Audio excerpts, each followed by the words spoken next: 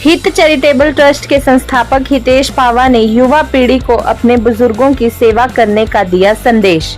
होली के दिन हितेश पावा ने 70 वर्षीय बुजुर्ग जिनकी बीते दिनों मृत्यु हो गई थी, अंतिम संस्कार करने के उपरांत उनकी अस्थियां इकट्ठी की।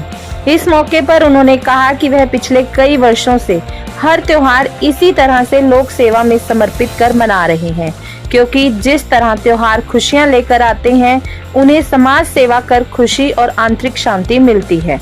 उन्होंने कहा कि यह बुजुर्ग जिनकी मृत्यु हुई है, उनके परिवार में उनकी पत्नी और बच्चों ने इन्हें घर से निकाल दिया था और पिछले करीब 25-30 वर्षों से यह माजरी चौक घग्गर में झुग्गी में रह रहे थे।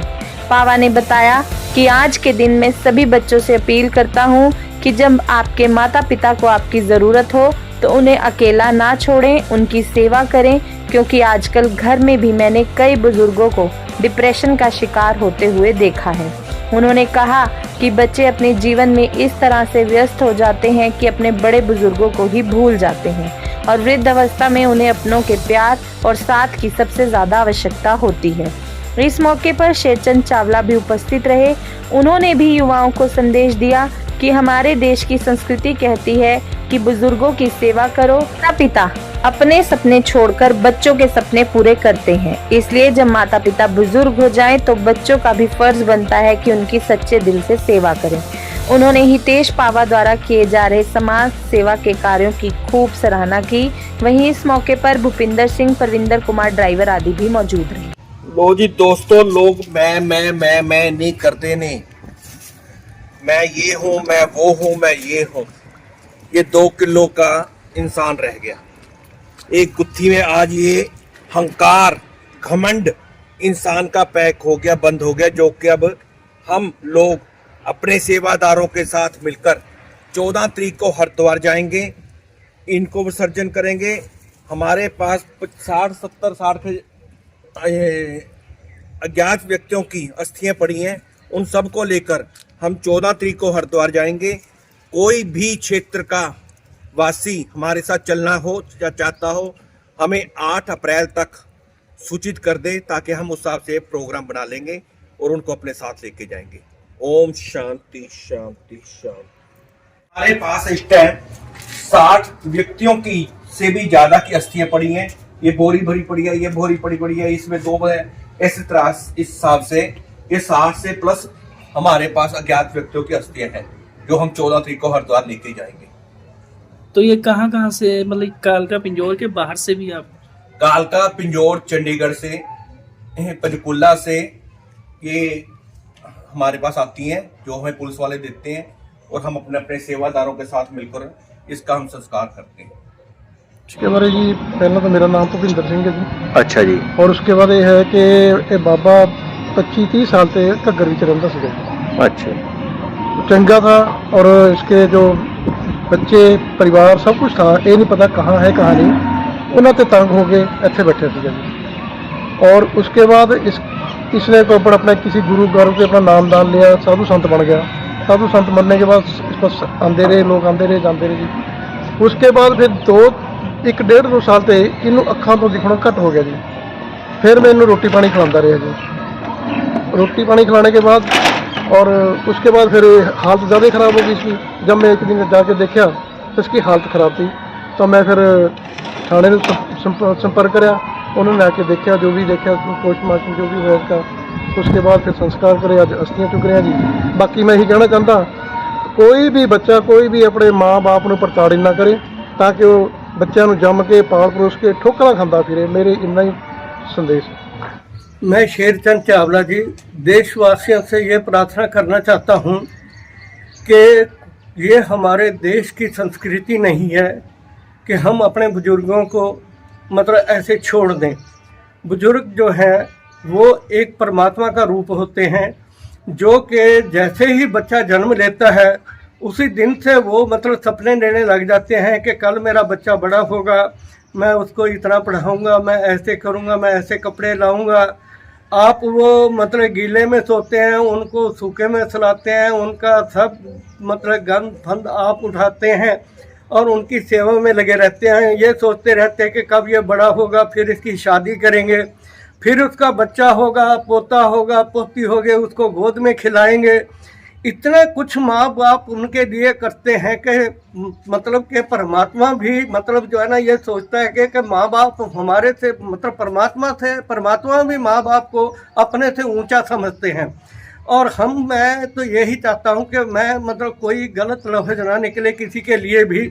मैं यही प्रार्थना करता हूँ कि सब देशवासियों से कि अपनी संस्कृति को कायम रखो और माँ बाप की सेवा करो। कोई भी अगर ऐसा मतलब बुजुर्ग और ऐसा कोई हो, उसको रोटी पानी देने में कोई फ़र्क नहीं पड़ता। अगर कहीं ऐसी बात होती है तो हमारी संस्था है, हमारी संस्था पावा जी हैं हमारे साथ।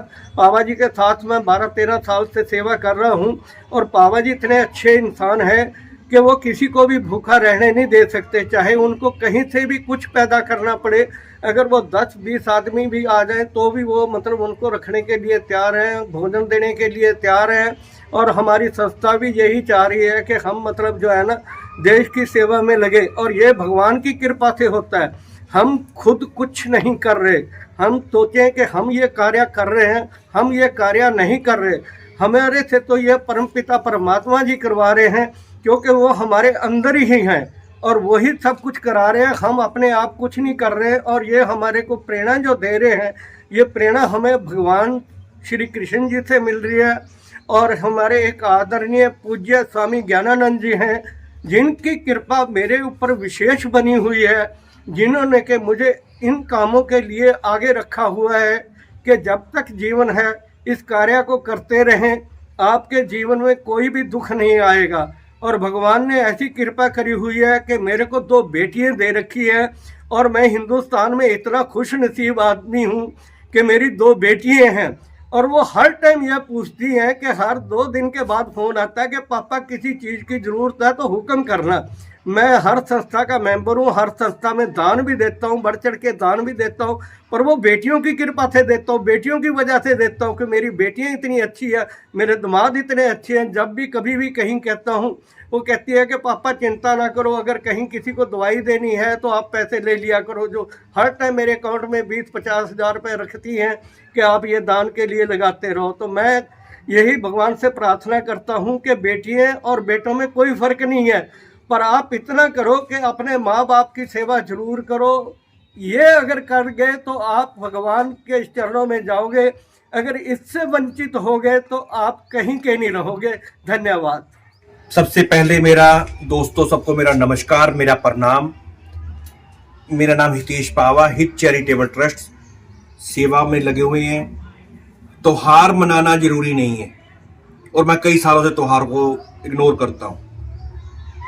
त्योहार एक खुशियों का पर्व है, अच्छी बात है, हम लोग मनाते हैं, करते हैं। मैं इसलिए नहीं इसमें होता कि हर साल में न जाने कितनी भाइयों का, बहनों का, माताओं का, पिताओं का संस्कार करते हैं, तो मेरी खुशी, मेरा त्योहार इनकी सेवाओं में है। आज होली का पर्व है, 4 दिन पहले एक संस्कार करा था, परसों एक संस्कार करा था। उन दोनों की आज अस्थियां उठाई हैं। जो परसों संस्कार करा था, माजरी चौक से एक बुजुर्ग थे 70 साल के करीब, उनको उनकी पत्नी, उनके बच्चों ने घर से विदा कर दिया था। मैं भी अक्सर वहां पे मेरे क्रैशर होते थे, झरने होते थे, वहां की कहानी मेरे को पता है, इन बुजुर्गों की कहानी तब पता है तब मैं वहां पे, मेरा बिजनेस रहा है। 40 साल से ये बुजुर्ग अंकल वहां पे रह रहे थे, पत्नी से, बच्चों से प्रताड़ित थे। जो उम्र ढलती गई, एक झुग्गी में रहते रहे, किसी से मांगना नहीं, किसी से कुछ नहीं। कभी कोई खाना दे जाता था, कभी कोई चाय दे जाता था, कभी कुछ कर देता था। आखिर उम्र के लिहाज से शरीर इनका ढल चुका था। 4-5 दिन पहले मेरे पास किसी का फोन आया था, श्यामलाल जी का, कि भाई एक बुजुर्ग है, उनको कोई आश्रम या कुछ। मैंने कहा परसों, आज मैं बीमार हूं, परसों ले चलेंगे। परसों का जब मैंने कहा तो 3 घंटे बाद फिर फोन आया, जी उसकी डेथ हो गई। आज बच्चे अपने होटलों में जा रहे हैं, घर में कुत्तों को पाल के कुत्ताओं की सेवा कर रहे हैं, उन पे हजारों रुपए खर्च रहे हैं, उनको एसी गाड़ियों में घुमा रहे हैं। वही सेवाएं माँ के प्रति करें, बाप के प्रति करें, अपने माँ बाप की सेवा करें, उन्हें अच्छा स्वास्थ्य दें, अच्छी मेडिसिन दें, उनकी सेवाएं करें। माता पिता के चरणों में स्वर्ग है।